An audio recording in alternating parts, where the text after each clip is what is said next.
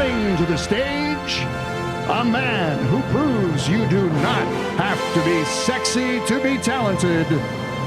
He's been everywhere but famous. Please welcome Derrick Knopsnyder.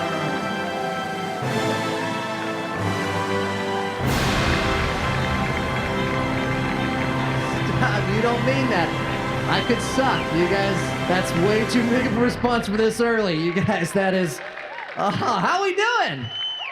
Yeah, man, this is awesome, man. They asked me to film a special, and a lot of comedians, when they get asked to film a special, they'll look at their agent and they'll be like, you put me in a theater in Vegas. Not me. You give me a parking lot at a ski resort, all right? That is where I thrive. During the off season, that is right. We put a lot of hard work into this, and I'll be honest with you, I love performing for adults, and I mean that with the bottom of my heart, because I do about 75 college shows a year, and I can't tell you how nice it is to be performing in front of a group of people who aren't going to be offended by everything I say tonight. Nobody's more offended than 18 to 22-year-olds, for no reason. Like, why? Did your TikTok not go viral? Shut up. They get so angry over the dumbest things. Did a show at Purdue University, Boilers up, or whatever they say. I am not gonna be back there, and that might be my fault. It's not my fault, really, I don't think so. You know, we were doing the show, it's their orientation show, 2,000 students show up, a lot like tonight. Don't look around. 2,000 students are there. Somehow, we started talking about the moon landing. I might have brought it up.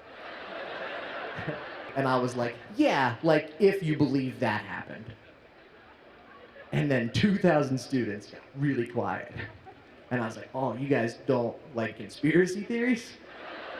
And then one girl just shouted out, Neil Armstrong went here, you dick.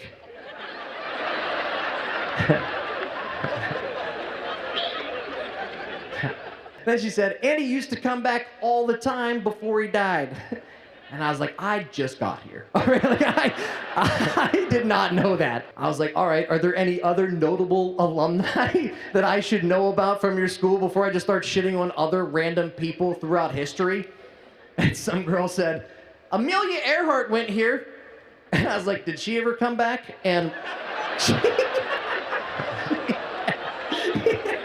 yeah. I got married recently. One night before we were married, we were laying in bed because we're sinners, and you know, we'll do anything to disappoint the Lord and my mother, you know what I mean?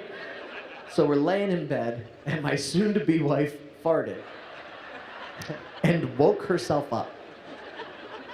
Now that's a feat that had only been achieved in our house, up to that point, by our dog. And now the woman I'm about to spend forever with. Right? And not only did she wake herself up, she startled herself awake. She literally scared the shit out of herself. Is what she did. She did. She was like this, like, huh? Like that.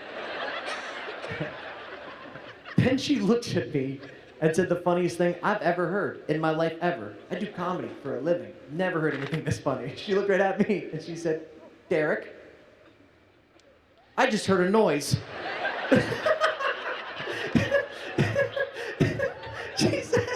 She said, I think someone's trying to get in. I was like, I think someone's trying to get out, honey. I think you better squeeze your butt cheeks together, you f***ing barn animal. All right, these are white sheets. We don't want kids. We don't want kids. Because we've met other people's kids. That being said, we have a 2-year-old, and she's cool. She's my dog. I'm one of those people. I talk about my dog as if it were my child. Thank you. We have dog people here. We're my dog people. Like, dog people? Oh, yeah. I don't know anything about my dog. Really, I don't. I don't know what breed she is or how old she is. I know nothing. We adopted her, you know, from the shelter to make Sarah McLachlan happy. And in the arms of the angels. We adopted her. We rescued her. Know nothing about it. The only thing I know about my dog for sure, this is the honest to God truth, the only thing I know about my dog for sure is that my dog's a millennial. Here's how I found that out. Because I took her to the vet, and she got diagnosed with anxiety. So I'm pretty sure that makes her a millennial, you know what I mean? Like, she shakes all the time, she's always pissed. She's watching CNN at home right now. Like, she just got back from a protest. Like, she's a millennial. It's true. It's true. The vet told me this. He said, your dog has separation anxiety. He's like, she doesn't like it when you're not around her. I was like, well, I don't like it when I'm not around her either, so this is going to really work out, right? Then he said, we're going to give her some medication for that anxiety. I said, I think that's a good idea, because I don't want my dog to be sad, right? Then he pulled me in real close, and he said, low key, which is how you want a medical professional to speak to you. He's like, low key, this is the same medication we give adult human beings. We just changed the name of it so we can sell it to dogs for cheaper. Did you know that? Yeah. And then when my dad heard that, he said, well, you take your dog back to the vet right now and you tell him that she also has erectile dysfunction. All right, because those are expensive, aren't they, Rodney? They are so much. I've done a lot of really cool shows and I've done a lot of really shitty shows.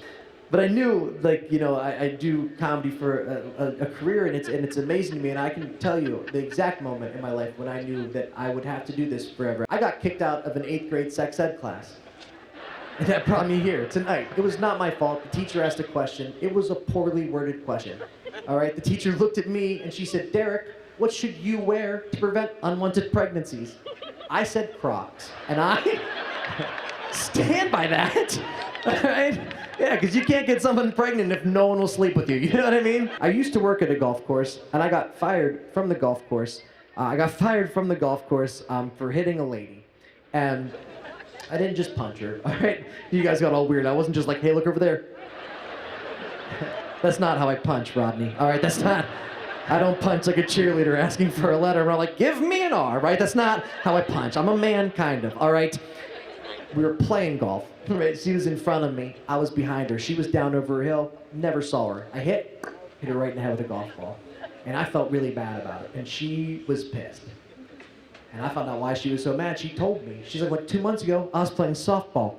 Got hit in the head with a softball. And now today, I was playing golf, and you hit me in the head with a golf ball. She said, what should I do? I said, never go bowling. That ball's way bigger, lady. You are not gonna limp away from that.